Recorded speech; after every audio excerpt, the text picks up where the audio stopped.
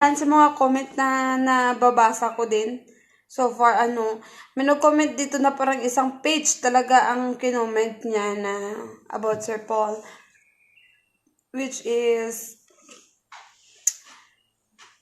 I hate to say, yes, it's very important to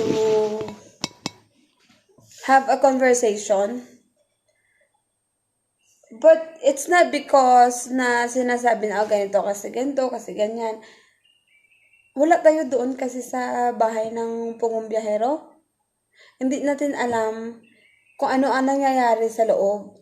And then, only them knows about it talaga.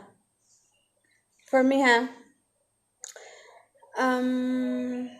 let's support them na lang. Let's support them. Kasi, it's difficult na pero ingon ani oy. Mahirap na inuunahan natin yung crispaw, yun ang ibig ko sabihin. Mahirap siya masyado na inuunahan natin yung crispaw. At the end of the day, crispaw is crispaw. I mean, if you're a supporter or if you're a fanatic, if you're a avid fan, ganun, let us be happy na lang sa kanila. And I do really like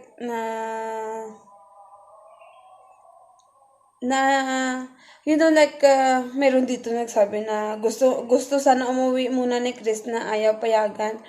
Guys, it's all edited. Nakita yun naman sa kanina.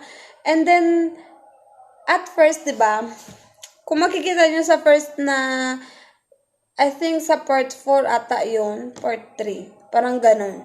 Sinabi ni Sir Paul na kukunin niya si Chris na magtrabaho sa bahay nila. So, it's a part na ayun nga, na kailangan niya magtrabaho sa loob ng bahay.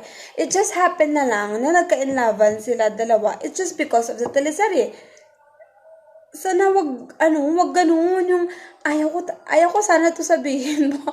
I mean, yes, Krishna is part of PB team.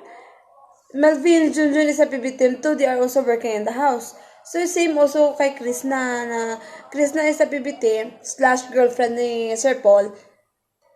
That's normal kasi part yun ng work na inano ni Krishna. Sabi nga ni Sir Paul doon sa interview ni Toots kung na ano niyo yun. Sabi niya all the communication nila or the relationship, it will be private. So, whenever they like talking about something this one, sana yung parang, let's respect them. Ganun talaga. Respect na lang. Yun na lang talaga yung mabigay natin sa kanila, guys. I-respect natin sila. If we love them, we need to respect them. Ganun yun. Ganun yung fan. Ganun yun siya. Yung fan is like, we respect them. If they will share or not, it's up to them. We are here like, even they will show or not, we need to be here like to support them. Hindi lang na, because they need to show up na ganito, sweet sila, ganun. No, it's not about that, guys. Kasi, in relationship, we need to respect them as well. Na, katulad, kunwari, yung mga sa inyo nanonood kayo, you are respect yung husband din ninyo, or wife, boyfriend, and girlfriend, ganun. Nare-respect din natin yung privacy. Ganon. Wag yung, ay, bakit ganon? Baka scripted kasi hindi na sila sweet. Ay, baka ganon. Kasi I can't explain no. Yung iba kasi hindi na rin nila ma-control yung sarili nila. Which is, nakakainis. As in, talaga. Nainis ako, sobra. Kala nyo lang.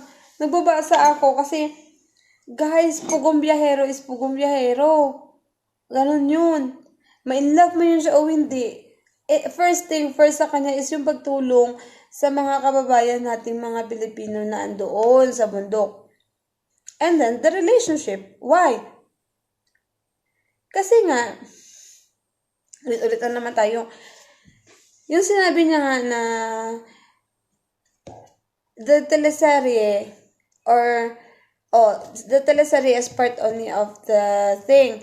But, he said na yung relationship nila, gusto nila private na. Sana i-respect natin yun. Please lang, no?